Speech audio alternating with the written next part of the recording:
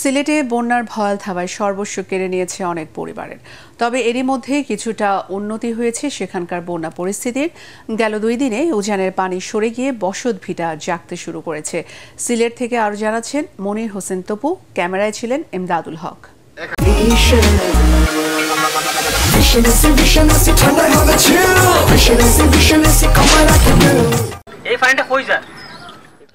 কোম্পানিগঞ্জের চাতলপাড়ার বাসিন্দা ভূমিহীন বাচ্চু মিয়া।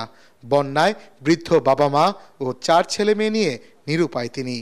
গোলা ভরা ধান পানিতে ভিজে নষ্ট হয়ে গেছে। একমাত্র সম্বল গবাদি পশুর খাবারও নেই। একটি বছর আবারও অনিশ্চয়তার মধ্যে কাটবে এই পরিবারটির। কোন যানটা বাঁচায় খালি গেছি, অন্য এক বিল্ডিংয়ের গেছে যান বাঁচাইছি।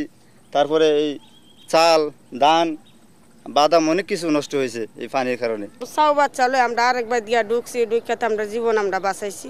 এখানে বসবাস করা আরো 40টি পরিবারের একই অবস্থা। অনেকের ঘরবাড়ি ভেঙে গিয়েছে, রাস্তাঘাট সব পানির তলায়। চোখ যত দূর যায় চারদিকে পানি। বিধাতা যেন প্রতি বছরই ভাগ্যের পরীক্ষা নেয় তাদের। নাই বাত মাছ এবার ইলে আমরা বাত মাছ এও একটা কষ্ট, আরো অনেক পানি দিলে আরো কষ্ট। পানি তেলায় কি বাইসা যা দেখে ডিসকে কাহা জীবন বাঁচানি একটু বড় চামড়ার। ধান চালা ছিল এগুলো তো সব পানি নিয়ে গেছে, বুঝছেন নি। এখন আমাদের খাওয়া দাওয়া কষ্ট।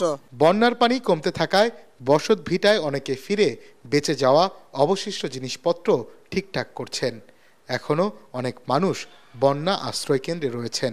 তবে জিনিসপত্রের চুরি হওয়ার ভয়ে অনেক পরিবার জীবনের ঝুঁকি নিয়ে পানির মধ্যেই কোনোভাবে দিন যাপন করছেন। গরু বাছুরলে নৌকার মাঝে তুললাম, জিনিস তো সব লেগে গেছে। এখন কি করবেন? এখন আর কি করবে, কিন্তু আমরা এই জায়গাতে বাস করতে হইব। নাতিরা আছেন 3 জন, তারা নিয়ে আরেক বাড়িতে বাস করছি। ছেলের বউ তারা দিয়ে আইছি, আমরা তারা বাপ 3 জন আমরা গরম পানির উপরে রয়েছি। বন্যায় সবচেয়ে বেশি ক্ষতি হয়েছে কোম্পানিগঞ্জ, গোয়াইনঘাট, কানাইঘাট, জৈন্তাপুর এবং জকিগঞ্জে। সুরমা ও কুশিয়ারা নদীর পানি এখনো কিছু স্থানে বিপদসীমার উপর দিয়ে প্রবাহিত হচ্ছে।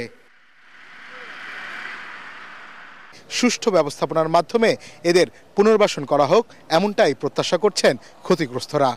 মনির হোসেন তপু, এটিএন বাংলা, কোম্পানিগঞ্জ, সিলেট।